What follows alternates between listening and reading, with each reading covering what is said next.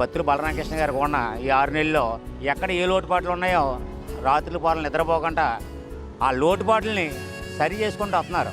రాబోయే రోజుల్లో ఇంకా బాగా చేస్తారు మన బత్తుల బలరామకృష్ణ గారు కూడా. అలాగే ఆయన చేతనే మాట ఇచ్చాయంటే మాట తప్పడం, అలాగే ప్రతి విషయంలో కూడా పనులు చేసుకొస్తున్నారు. రాజధాని నియోజకవర్గం అంతా సూపర్గా ఉంది. 20,000 ఉద్యోగాలు ఇస్తానని చెప్పేసి మన బత్తుల బలరామకృష్ణ గారు చెప్పారు. చెప్పినట్టుగానే ఈ కాలేజీలు తేవడం, పరిశ్రమలు తేవడం అన్నీ తెస్తానన్నారు.